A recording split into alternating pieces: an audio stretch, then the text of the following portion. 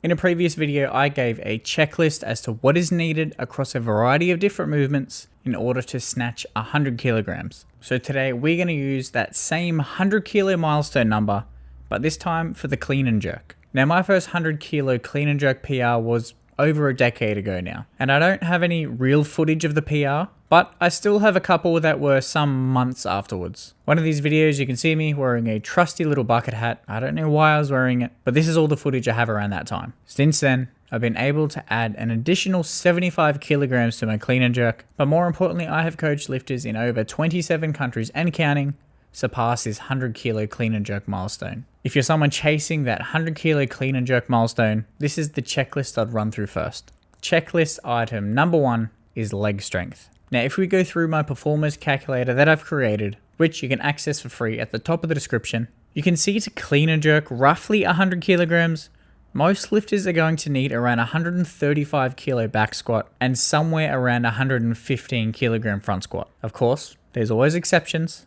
Limb length, efficiency in the clean, and general technical skill can vary these numbers. And say you are a heavier lifter than usual, or perhaps someone still newer to these movements, or perhaps full range strength movements like a front squat or a back squat, these numbers will also skew to a degree. And you'll even see lifters come into weightlifting with greater posterior chain strength, perhaps from powerlifting, or they've just done a lot of posterior chain work like deadlifts in their own time. These people in particular may even be able to power clean these numbers before being able to full clean 100 kilos. Now, you may have heard the old rule of thumb where whatever you can front squat for 3, you should be able to clean, and whatever you can front squat for 3 by 3, you should be able to clean and jerk. For myself, this is not exactly the case and won't be typically for your shorter proportion lifters. But whether or not it works for you or not, I would still say it's a good aim for lifters to be trying to 3 by 3 whatever they're trying to clean and jerk, just to gain some confidence in their strength levels. For the average lifter,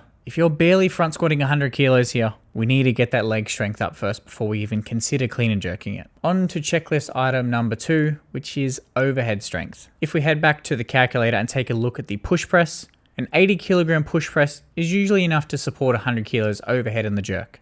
Now, this doesn't entirely come down to the arms, of course, but this has been an exercise that I've focused on greatly in the past that I've found has had a huge correlation to my split jerk numbers. I will say for those that have come into this sport with a strength base, 100 kilograms in the split jerk is typically one of those numbers where brute strength alone doesn't get you over the line. There eventually will come a time where you need to start dedicating and prioritizing developing that solid technical base, ideally from the start. For myself, in an extreme case, I could embarrassingly push press 120 kilograms before I could ever split jerk it, because I had a strength base behind me and I tried to leverage that and have that overpower the movement where technique alone was pushed to the side. And what it did was create a huge plateau at this point, a plateau in which I couldn't just muscle my way through anymore. I had to actually take a step back and consider building a much stronger technical foundation, which I urge any beginner starting weightlifting to be diligent in nailing those technical fundamentals, which I just so happen to help my lifters develop daily in my Raising Minimums program. If you want to give it a try, there's a link at the top of the description below. Checklist item number 3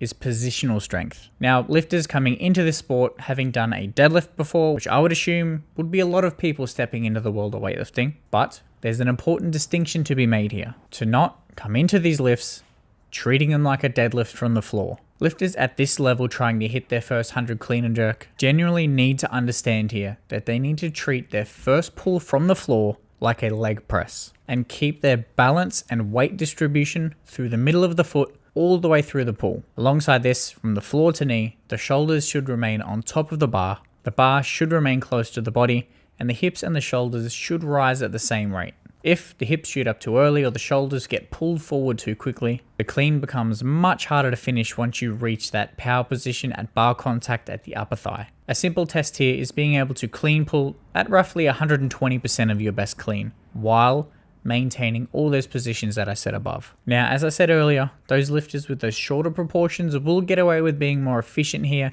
not needing to have that percentage up so high, where a longer limb lifter will naturally be in surplus of these numbers just due to leverages. Now, checklist item number 4, and the last checklist we'll run through here is consistency. Now, this one is very important, and I'm going to relay what I mentioned earlier about nailing those technical fundamentals. Although, in the clean and jerk when compared to the snatch, we tend to have slightly more room for error and correction here. But, for the lifters with goals of lifting much more than this 100 kilo milestone one day, what I don't want is blatant disregard to quality here. The aim, when it comes to making lifts in training and weightlifting, is you genuinely want to be surprised when a miss happens, not a roll of the dice when you're going for an attempt, which is a lesson that I've learned so many times before, hence why I'm bringing it up. You want to find that fine line between challenging yourself and not becoming accustomed to missing all the time, especially if you're someone that wants to step on that competition platform, as missing attempts isn't exactly something you want to be accustomed to. Now, if we summarize the checklist for the 100 kilo clean and jerk milestone, lifters are going to have strong legs to comfortably stand up the clean, enough overhead strength and a strong jerk drive to be able to support 100 kilos overhead, solid positional strength in the pull